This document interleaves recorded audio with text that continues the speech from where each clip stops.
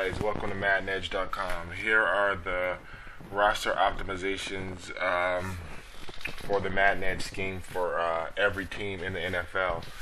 Haven't been able to play any games, won't be able to do that until 2 days from the date that this video goes up. Just moved across country, so you guys know how that is. But the purpose of the Madden Edge defensive scheme, guys, is so that you do not have to substitute. So that if someone comes out in 4 wide, you feel comfortable. If they come out in 3 wide and try to run on you, you feel comfortable. If they come out in a running set, you feel comfortable. It's a universal defense, and the reason being, guys, is because I think the biggest attribute that allows that to happen is the outside linebackers. So, guys, my guys told me that I should tell you guys what I'm looking for, and here it is. If the outside linebackers can cover, in other words, if their man coverage is somewhere in the 70s, 80s, or 90s, and they have a high overall rating, leave them at linebacker, because that means that they can tackle and cover. But if it starts dipping into the 50s and 60s and 40s, no matter how highly rated that person is, he can't play in the Madden Edge scheme at outside linebacker, because when people come out in 3-4 wide, that guy is going to get exposed. Now, if you bump and ran and blitzed off of that, then maybe that guy could stay in there. But anytime that the 3rd or 4th receiver gets free, you're going to give up a big play. So for that reason, I like to put those stud backers, outside backers who can't cover, I like to put them at the defensive end spot. And then when you drop that defensive end into coverage, then what happens is he becomes excellent, because he has okay coverage skills, but not good enough to cover a 3rd or 4th receiver. So take that non-covering backer and put him on the end, and you'll see his numbers go up. So how do you substitute the outside backers? Well, what you're going to do is you're going to get a safety, usually a 2nd or 3rd string safety who has good coverage skills. Now what's going to happen is his awareness is probably going to be low. What that means is that let's say on a 3rd and 12, a obvious passing situation, if that person runs a play action on 3rd and 12, that guy is not aware, he's not smart, so he is likely to bite on that fake. So what you need to do in that passing situation is to drop your coverage into the passing so that they don't bite, and that's the way that I get out of that. Now any safety who's like, let's say 5'11", 6 foot, 6'2", and weighing under 220, they're going to have decent coverage skills. Sometimes you can find guys who have excellent coverage skills, but their tackling is poor or things like that, and I'm still going to put that guy in there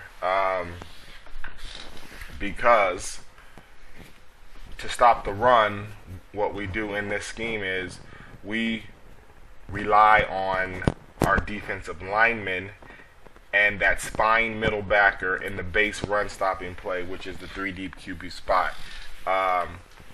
The speed and strength of the defensive end on that play is going to force the back to go wider than he wants to. The strength of the inside tackles pushing forward is going to force him to go even wider.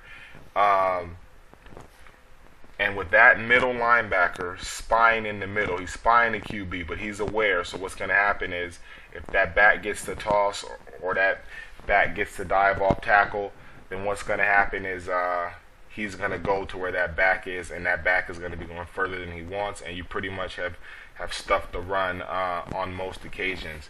So that's the reason why you can substitute those backers, because in the Madden Edge scheme,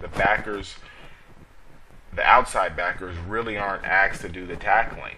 Who's asked to do the tackling is, or the tackling of the tailback, who's actually tackling, like I just said, is the lineman and that spine backer on most occasions. So that's how we're going to take care of that.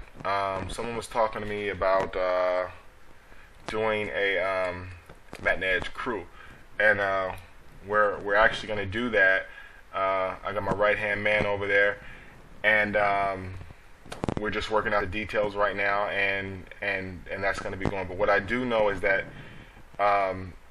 if you want to try out, what you need to do is message me with your gamer tag.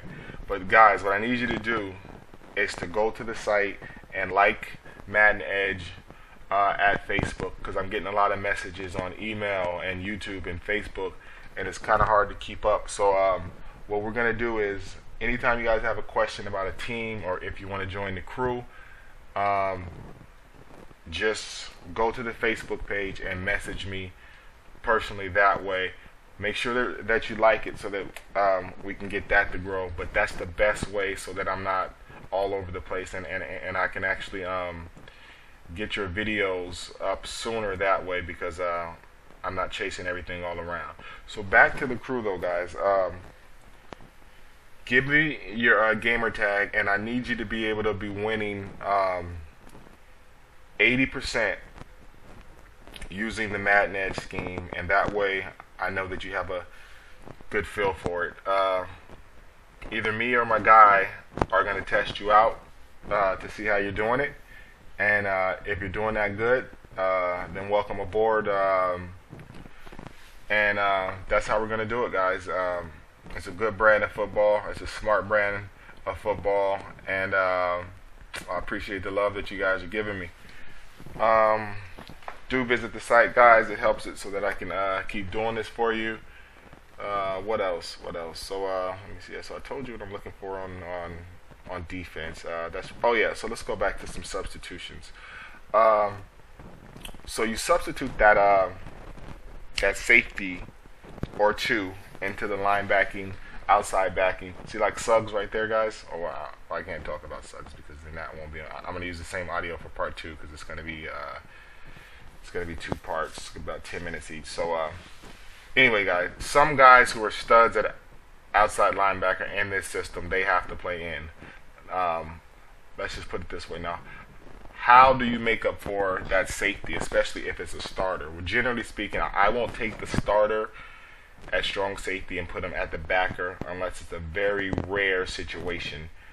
And at times you can pull from the corner, like if the second string corner is, let's say his strength is up in the 60s or something like that, then that means he's going to make a pretty good safety, a free safety or a strong safety. And in that case, you can kind of move the starting free safety into strong and do things like that. It's just about getting the best players on the field who can run the scheme. But the most important part is that those outside linebackers need to be able to man coverage and zone coverage as best as possible. But now some teams, guys, they just they're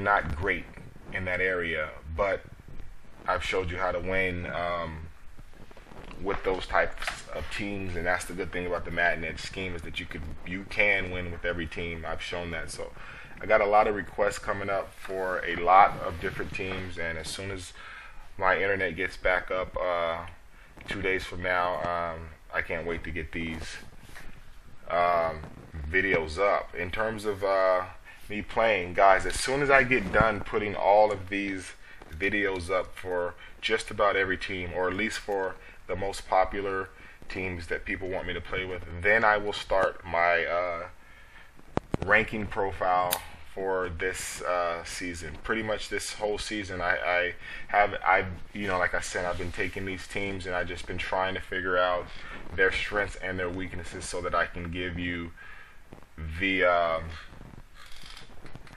best information that I can. So maybe in about 2 weeks I'll start playing for my ranking, and we can see how far I can get with that this year.